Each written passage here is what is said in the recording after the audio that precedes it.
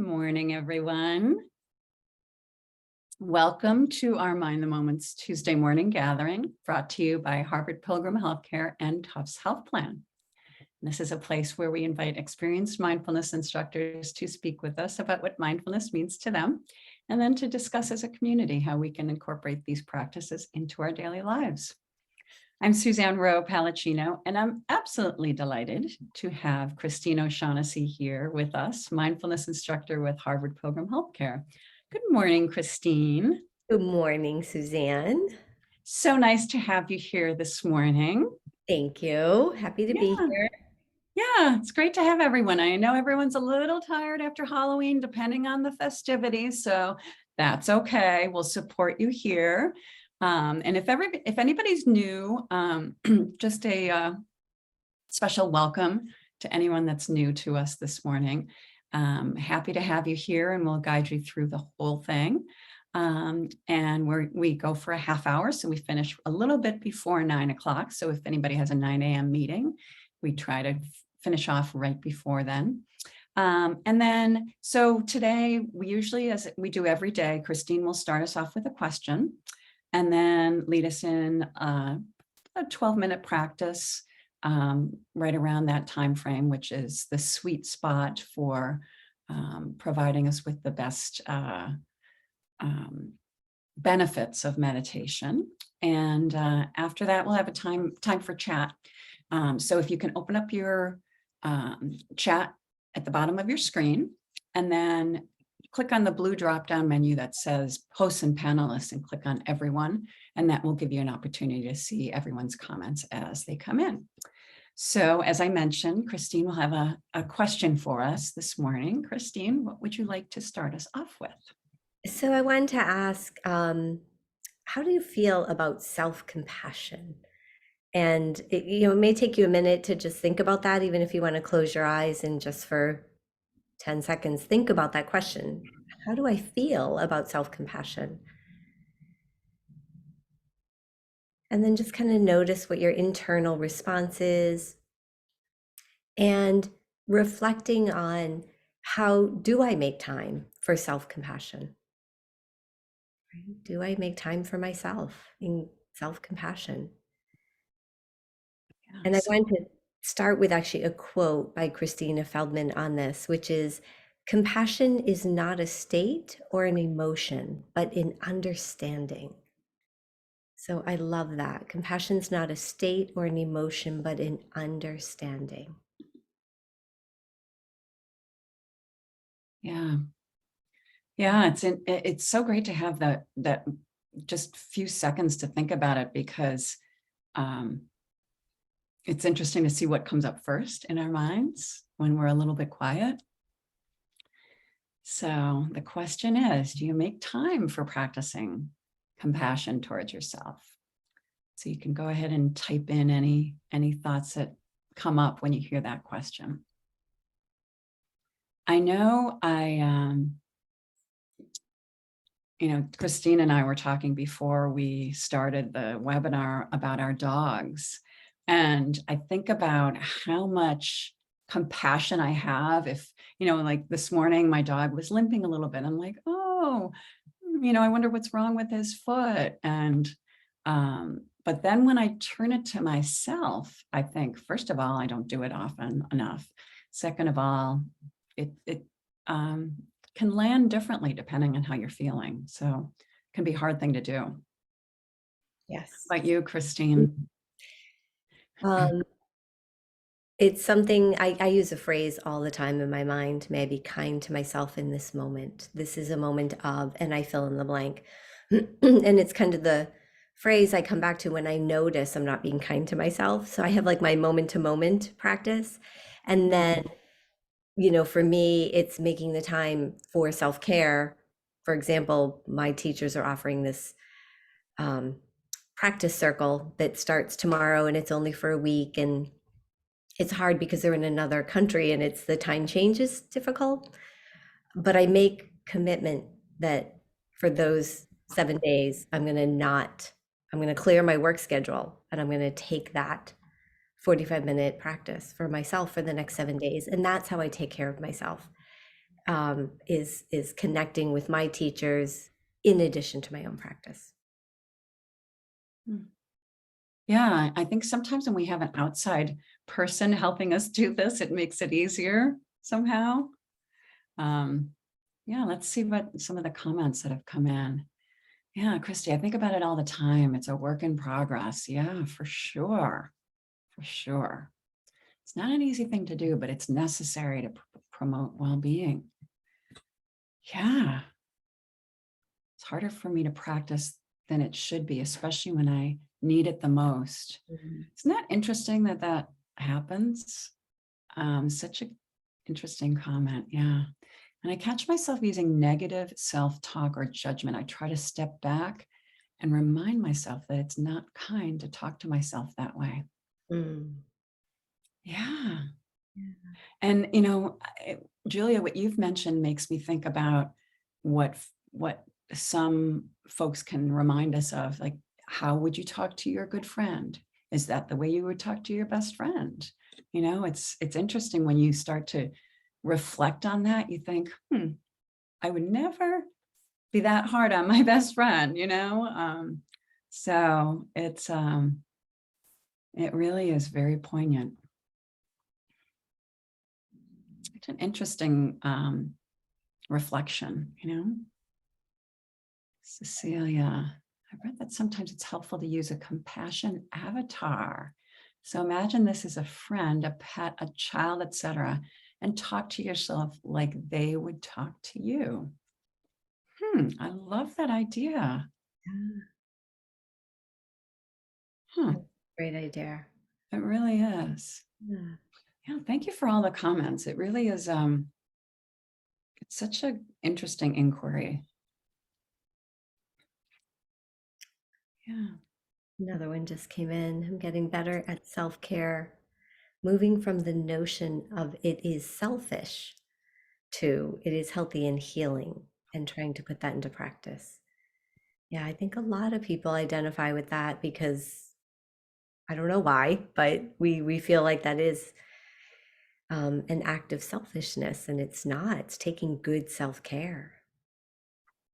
Yeah, Teresa, I love that comment because I think about you've made me think about when you're on a plane, you put your mask on first, your oxygen on first before you help others. So if you're good to yourself, you'll be better able to help others.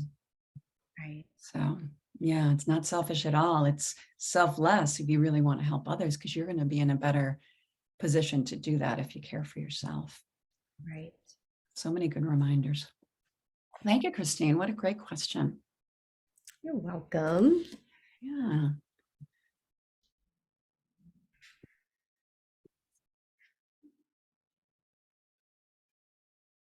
So we can go into practice if that works. Okay. Yeah. Yeah. So we're going to do a practice of rain of self-compassion, and I'll guide you through it. This will be a little bit more heavily guided. So when I'm asking questions in the practice, you're silently answering them to yourself, being aware of if you go into storylines and get lost. When I'm asking the question, just see if you can be brief in your response. Sometimes only a one-word answer is needed, but it's a way of reflecting on self-compassion for yourself.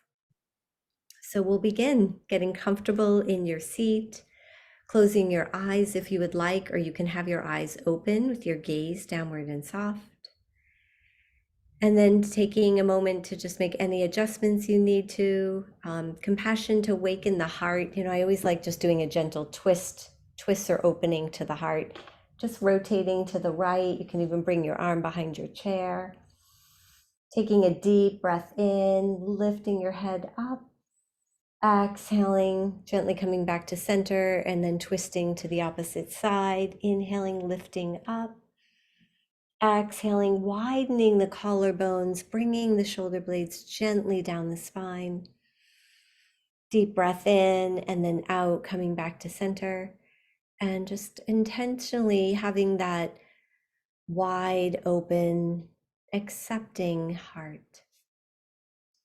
And we'll begin with a few deep breaths there, breathing into the heart, widening and softening. Exhaling, feeling your feet connecting to the floor, feeling your whole body sitting here.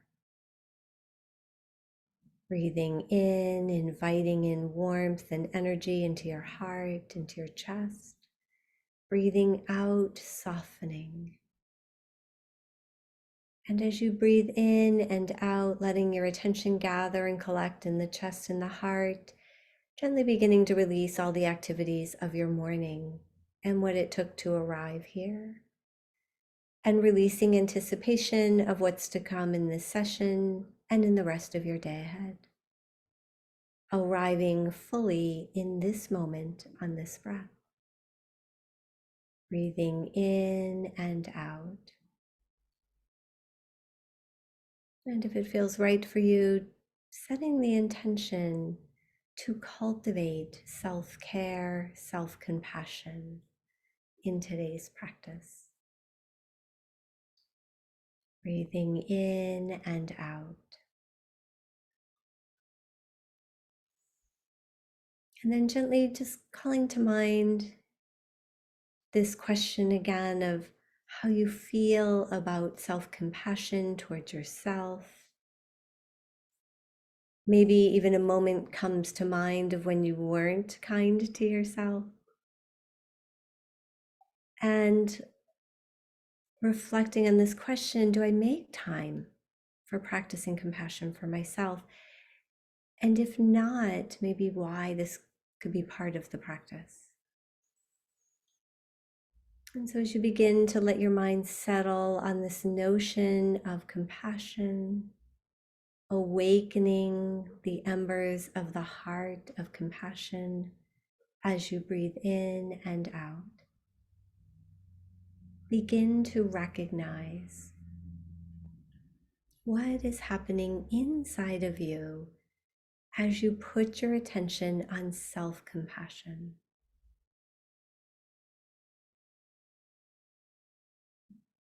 Recognition is simply seeing what's true for you right now. You may recognize there's an emotional response. If there is, gently naming the emotion with one word, factual label. And then moving into allowing and accepting. Breathing in, allowing the thoughts, feelings, moods, and mind states around this to be just as they are. Exhaling, accepting. Breathing in, allowing. Breathing out, accepting. And as you allow and accept whatever's coming to body, mind, heart, asking yourself, what most needs my attention around self-care, self-compassion? Ask yourself in a kind, inviting voice, what most needs my attention around self-compassion?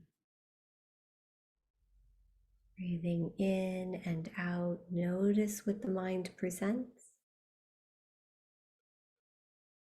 Like a bubble, you can let that pop.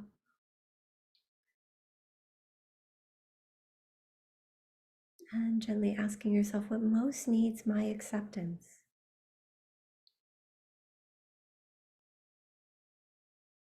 And noticing what the mind responds. And then gently, if you'd like, you can even put a hand on the heart and just silently whispering to yourself, let it be. Allowing whatever's arriving to be there, staying connected to the breath, to the body. Breathing in and out.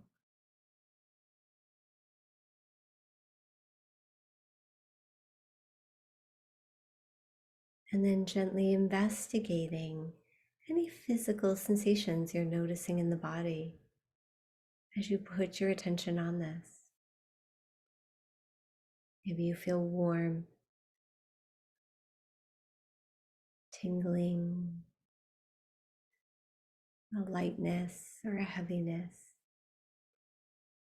pulsing or pressure, openness.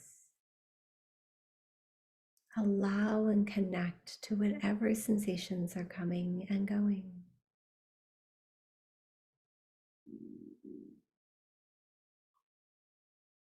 And in a kind, inviting voice, ask yourself, what am I believing around self-compassion? If there's not a distinct belief, you can just drop that question. But if you have a belief around this, maybe it's I'm not deserving, or it doesn't feel right. Notice where you're holding that in the body. Notice sensations around it. Notice if that's even in your own voice, that response. Breathing in, and as you breathe out, noticing what you feel.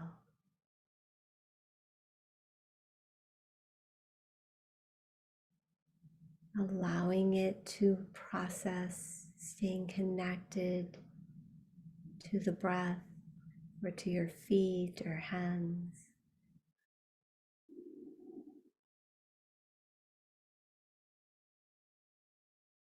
And then gently we move into non-identification. So this may not be who we are. When we get caught in criticism or stories about ourselves in relation to compassion, self-compassion.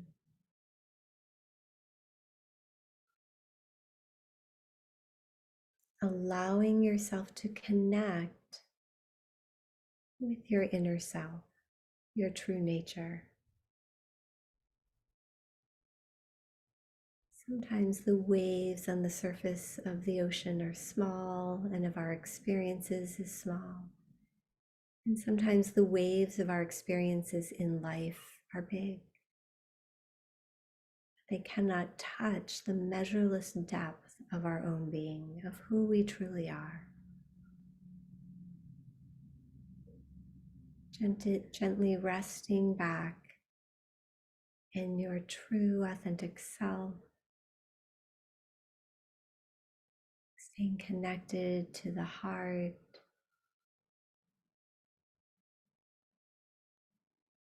as you breathe in and out.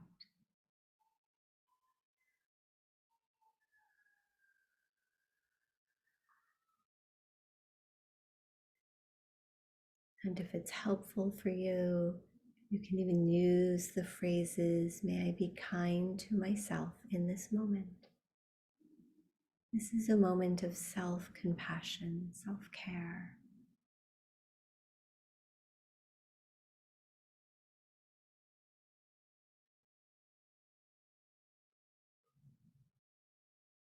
May I find peace and stillness within.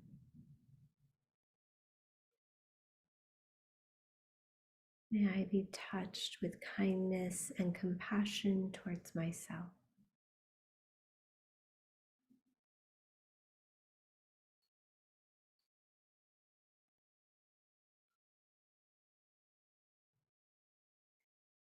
Breathing in and out.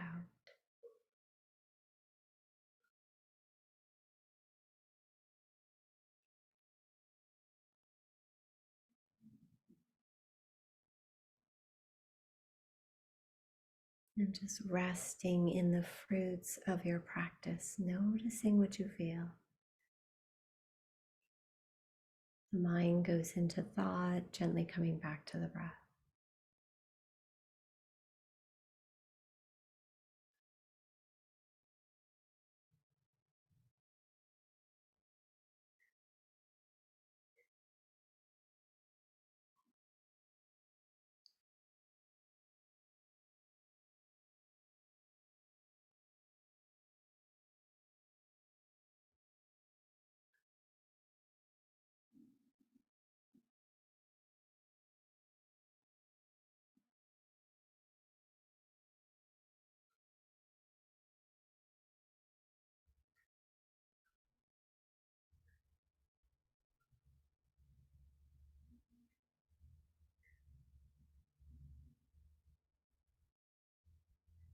And allowing your attention to gently come back to the space that you're in, just feeling the space all around you. And gently noticing sounds and tracking the sound of bells all the way to the end. If your mind goes into thought, gently return it to the sound of the bells.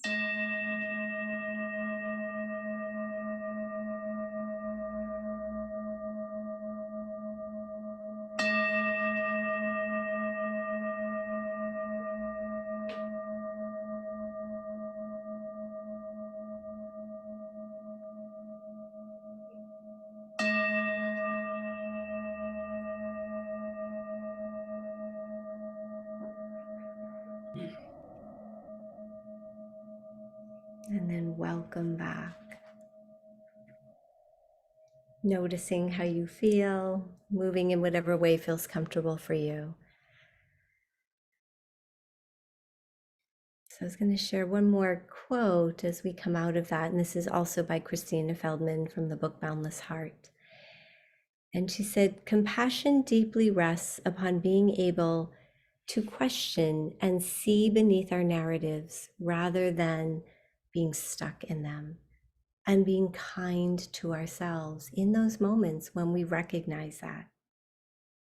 Compassion is a pathway of cultivation that frees our heart, our mind.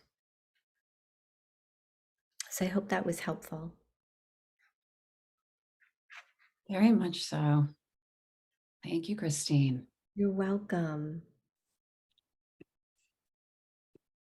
I really think the RAIN practice, and folks can tell that Christine took us through that acronym RAIN: recognize, allow, investigate, and either nurture or non-identifying. And it's a nice guidance for when you just are feeling unsettled, or you just need a little extra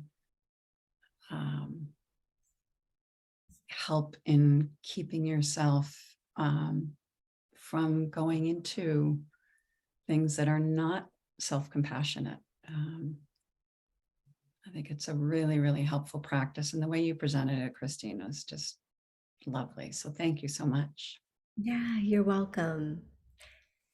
And sometimes it's helpful when you're in the moment of noticing you're not being very kind to yourself, is just recognizing that moment and then allowing the reactivity to be there, acknowledging the emotion, and then going back to what you're doing. But in the moment, just a mini practice, recognize what's happening, right? And then just allowing it, accepting it, and then moving forward. So even if we don't have the time to do a whole RAIN practice, we can still do mini practices that support us in being more kind to ourselves. Yeah.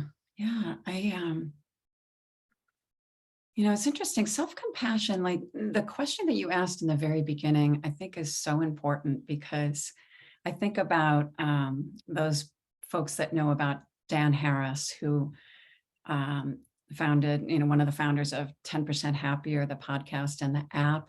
He talks about things that are woo-woo.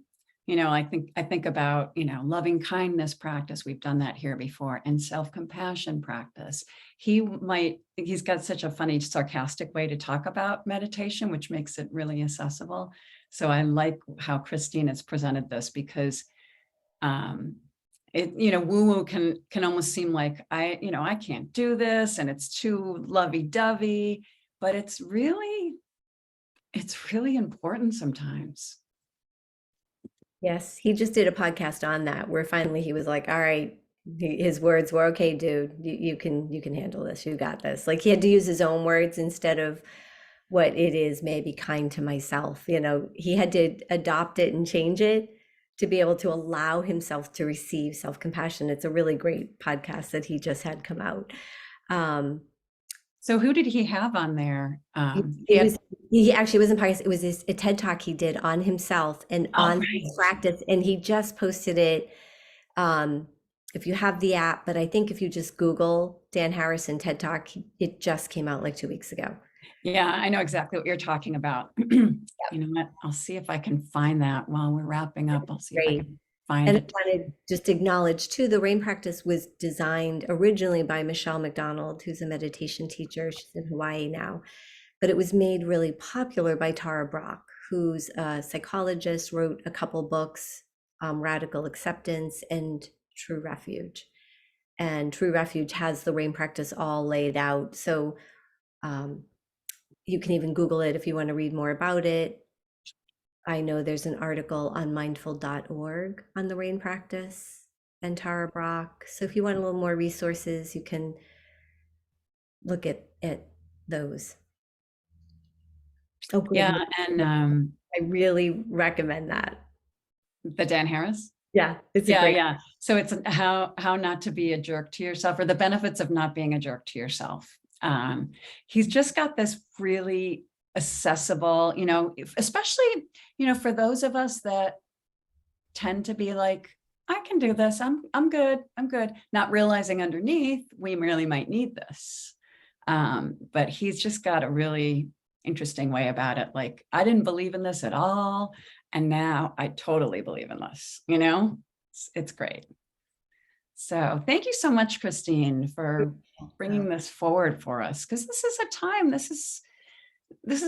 of, we've got an election coming up. We've got, we're coming into winter, although we've got some beautiful weather in New England right now, so we're not going to complain. So it's really timely. So I'm very grateful that you've brought this forward for us. Great. Thank you. Yeah, and thank you to everyone for joining. So glad that you have shared this with us, and we'll be back tomorrow morning. I'll be here teaching and talking about this feeling that we have of unsettledness, and just kind of working with it. So happy to have you here, Christine. Thank you again. All right. Have a wonderful day. We'll see you again. See everyone tomorrow. Hope you can join. Have a good rest of your day. Bye. Bye.